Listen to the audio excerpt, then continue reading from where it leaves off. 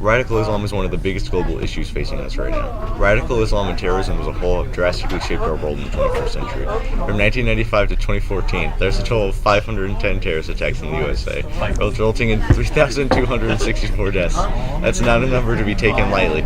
Worldwide in 2015, there were 11,774 terror attacks worldwide, resulting in 28,328 deaths. To figure out how to defeat radical Islam and terrorism, we first have to look at the roots of the problem. Most of these terrorists subscribe to a branch of Sunni Islam called Wahhabism. Wahhabism is one of the strictest interpretations of Islam and takes the Quran and the Prophet Muhammad word for word. Wahhabism is a state religion. This is important since the rest of the world's Muslims look towards Saudi Arabia as a religious leader, since it houses both Mecca and Medina.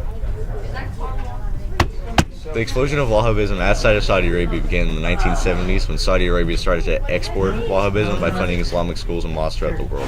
This is when you start to see the indoctrination of hate for other cultures begin for some Muslims, since anyone who doesn't practice Wahhabism is considered a kafir or a disbeliever in God. These are the worst types of people to Muslims who practice Wahhabism in order to be punished in their eyes, and that includes Muslims who are members of other branches of Islam.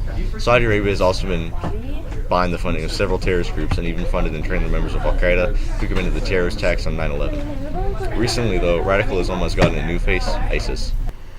ISIS stands for the Islamic State of Iraq and Syria, and they're a terrorist group who has gained traction in Iraq and Syria after several foreign relation blunders and civil wars. Many of ISIS believe that they are part of a new Islamic caliphate and have to spread until they conquer the entirety of the world. They came into being after the initial destabilization of the region by the Arab Spring of 2010, but gained global recognition after they captured the city of Mosul in 2014. They capitalized on the destabilization of Syria and swiftly captured several other cities and almost took Baghdad. ISIS also has an aggressive social media campaign, which they use to recruit new members and get their message out for the world to see. This could include Facebook, Instagram, and mainly Twitter. If you look at the graph that I'm going to put on the screen, it shows that the United States, which is a pretty big place that they are recruiting from, we are fourth in tweeting about ISIS, behind three of some of the bigger Middle Eastern countries such as Iraq and Syria. Their campaign has been somewhat successful, inspiring several lone wolf attacks, which seeing as about 250 Americans taking up arms and moving to join the Islamic State.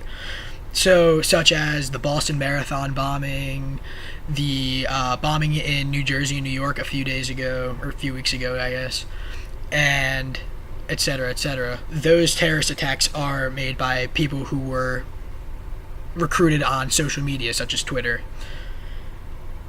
Overall, almost 25,000 foreign fighters have joined to fight with the state. European security officials have claimed that 20 to 30% of Western fighters have returned home either to recruit new members or perform acts of terrorism. Radical Islam is a growing problem, and there isn't an end in sight. To fight this group, a coalition of nations is working with assets in the Middle East on a bombing campaign on important assets and is making good progress.